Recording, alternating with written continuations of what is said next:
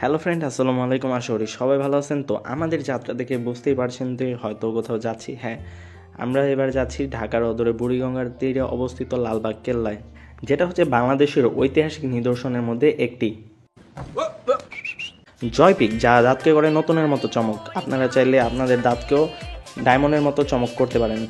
আচ্ছা, বাবুবাজার ব্রিজ থেকে নেমে রিক্সা যোগে চলে যাবেন 50 টাকা ভাড়া দিয়ে লালবাগ কেল্লায়।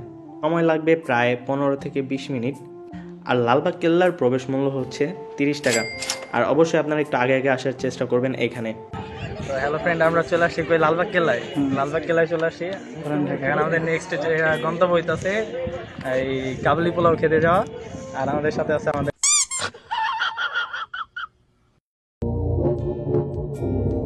ক্লাস ধরে দেখাই দেবো, পরবর্তীতে মার্ক করে দিব। আছে আরেক বিআই, আর এদিকে আছে আরেক বিআই, আর ক্যামেরার পিছনে আছে আমাদের ঋত্বিক।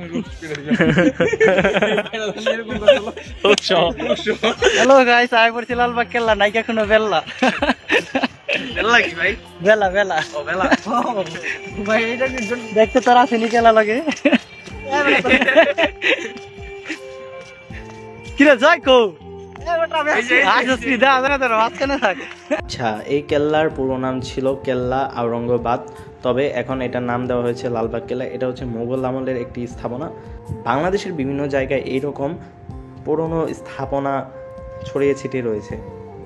তবে আপনারা চাইলে এখানে বিকাল টাইম কিংবা দুপুর টাইমে এসে এখানে ফটোশ্যুট করতে পারেন। যারা ফটোশ্যুটের জন্য পাগল, তাদের জন্য এই জায়গাটা একটা বেস্ট একটা জায়গা।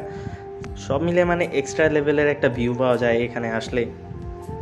আরেকটা ছোট মেসেজ দেওয়া আছে, সেটা হচ্ছে এগুলো আমাদের দেশের সম্পদ। এই জায়গাগুলোকে রক্ষা করা এবং জায়গাগুলোকে পরিষ্কার পরিচ্ছন্ন করা আমাদের দায়িত্ব। এখানে যদিও দায়িত্বরত কর্মচারী রয়েছে, তবুও আমাদের দিক থেকে আমরা যতটুকু সম্ভব পরিষ্কার রাখার চেষ্টা করব। এখনও আমরা অতটা সচেতন হইনি, কারণ আমরা জায়গায় জায়গায় দেখলাম যে ময়লা পড়ে রয়েছে। যদিও এখানে ডাস্টবিন দেওয়া রয়েছে, তবুও কেউ ডাস্টবিনে ময়লা ফেলছে না। আর হ্যাঁ, এটা থেকে খুব কাছাকাছি রয়েছে হচ্ছে আপনার আহসান মঞ্জিল। আপনারা চাইলে সেটাও ঘুরে দেখতে পারেন। ইতিহাসের ছাত্র, তাদের তো মাস্ট বি এই জায়গাগুলো ঘুরে দেখা উচিত। যেটা জানতে পারলাম, লালবাগ নাকি একটি অসম্পূর্ণ দুর্গ, এটা নাকি পুরোপুরিভাবে সম্পূর্ণ করা হয়নি। লালবাগ কেল্লার পাশে রয়েছে মসজিদ, যেখানে এখনও নামাজ পড়া হয়।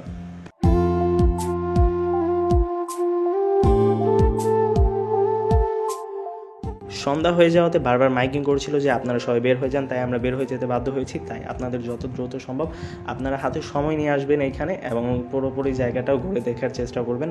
ততদিন সবাই ভালো থাকবেন, ধন্যবাদ।